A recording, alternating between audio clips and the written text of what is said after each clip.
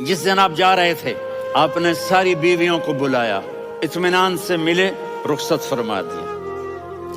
پھر داماد علی کو بلایا، ان کا سر اپنی گود میں رکھے، ان کے کمر پہ ہاتھ پھیر نہ۔ فاطمہ کو بلایا، ان کے کان میں کہا بیٹی میں جا رہا ہوں۔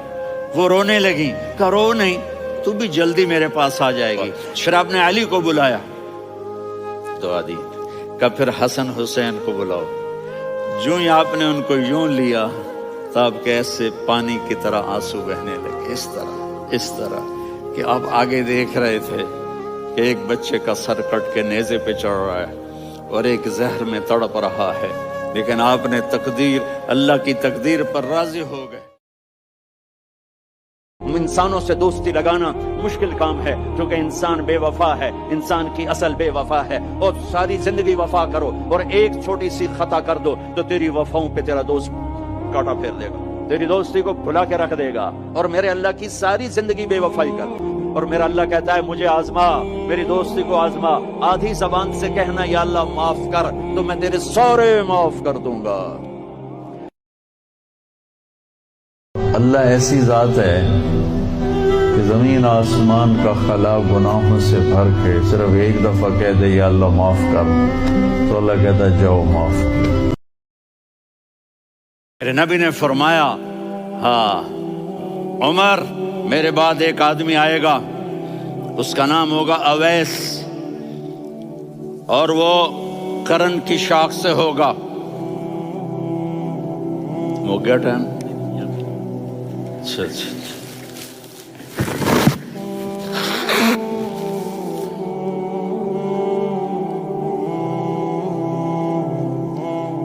اس سے دعا کرانا، علی آپ بھی، عمر آپ بھی۔ یا رسول اللہ کس لیے؟ کہ اس نے ماں کی ایسی خدمت کی ہے کہ جب ہاتھ اٹھاتا ہے اللہ اس کے ہاتھ خالی نہیں لوٹاتا۔ حضرت عمر رضی اللہ تعالی عنہ نے حج کے موسم پر سارے حاجی کھڑے کر لیے، کہا بھائی یمن والے کھڑے رہو، باقی بیٹھ جاؤ، تو بیٹھ گئے۔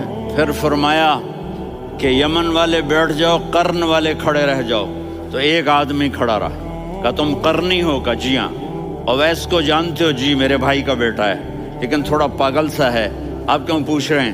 حضرت عمر نے فرمایا وہ نہیں، تو پاگل ہے۔ کدھر ہے؟ کہا جی اونٹ چرانے گیا ہے ادھر عرفات کی طرف۔ تو آپ نے حضرت علی کو ساتھ لیا اور دوڑ لگائی سواری پر۔ دیکھا تو اویس کرنی ایک کیکر کے نیچے نماز پڑھ رہے تھے اور اونٹ چر رہے تھے۔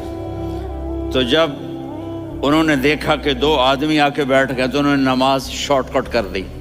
تو حضرت عمر نے پوچھا کون ہو بھائی؟ کہا جی میں مزدور ہوں۔ کہا تیرا نام کیا ہے؟ کہا جی اللہ کا بندہ۔ کہا ارے بھائی تیری ماں نے تیرا نام کیا رکھا ہے؟ اس نے تو نہ حضرت عمر کو دیکھا تھا نہ علی کو۔ وہ کہنے لگا بھائی تم کون لوگ ہو میرا انٹرویو کرنے والے؟ یہ تو میں اپنی زبان میں کہہ رہا ہوں۔ تو حضرت علی بولے کہ بھائی یہ ہیں امیر المومنین عمر بن خطاب اور میں ہوں علی بن ابی طالب۔ تو وہ ایسے کانپنے لگے، میں معافی چاہتا ہوں، میں پہلی دفعہ آیا ہوں، میں نے آپ کو دیکھا نہیں، فرمائیے آپ۔ حضرت عمر نے کہا ہاتھ اٹھا ہمارے لیے دعا کر۔ تو وہ رونے لگے، آپ نبی کے صحابی، میں عاجز مسکین، میں دعا کروں؟ میری اوقات ہے میں دعا کروں؟ کہاں، ہمیں ہمارے نبی نے فرمایا تھا اویس آئے تو دعا کروانی ہے۔ عمر اور علی جیسی ہستیوں کو دعا کے لیے کہا جا رہا ہے۔ پیچھے تہجد ہے؟ نہیں۔ جہاد ہے؟ نہیں۔ علم ہے؟ نہیں۔ نماز ہے؟ نہیں۔ روزہ ہے؟ نہیں۔ زکوٰۃ ہے؟ نہیں۔ خیرات ہے؟ نہیں۔ کیا ہے؟ ماں کی خدمت، ماں کی خدمت، ماں کی خدمت۔ میرے نبی نے فرمایا لوگ جنت میں چلیں گے، اویس چلے گا، جب گیٹ پر پہنچے گا تو اللہ کہیں گے اویس کو پیچھے ہٹا دو، باقی اندر چلے جاؤ۔ تو اویس کرنے ڈر جائیں گے کہ یا اللہ جنت کے دروازے پر مجھے پیچھے ہٹا دیا، تو اللہ کہیں گے پیچھے دیکھو، ویسے پیچھے مڑ کے دیکھیں گے تو لوگوں کا مجمع ہوگا جو جہنم میں جا رہے ہوں گے، ایمان والے، گنہگار مسلمان۔ تو میرا اللہ کہے گا اویس اپنی انگلی کو پھیرتا جا، جس جس پر تیری انگلی پڑے گی تیری تو فعل سب کو جنت میں ڈال دوں گا. یہ ماں ہے، صرف ڈالر ہی سب کچھ نہیں ہے، یہ ماں ہے. ایک دفعہ آپ سجدے میں گئے، فرض نماز، فرض، اور سجدہ لمبا، اتنا لمبا ہوا کہ صحابہ سمجھے اللہ کے نبی فوت ہو گئے.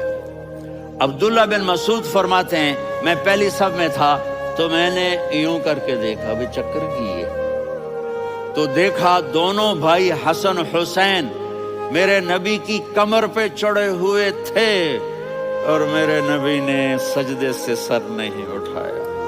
جب تک وہ خود نہیں اترے میرے نبی نے سجدے سے سر نہیں اٹھایا. محرم میں اللہ نے آدم علیہ السلام کی توبہ کو قبول کیا. محرم اما ابا کی ملاقات ہوئی 10 محرم میدان عرفات میں. دوسرا بڑا واقعہ 10 محرم نوح علیہ السلام کی کشتی جودی پہاڑ پہ جا کر ٹکی. اس کے بعد تیسرا بڑا واقعہ 10 محرم موسیٰ علیہ السلام نے سمندر پار کیا اور فرعون ڈوبا. چوتھا بڑا واقعہ 10 محرم یونس علیہ السلام مچھلی کے پیٹ سے باہر نکالے گئے اور اللہ تعالیٰ نے ان کی حفاظت فرمائی.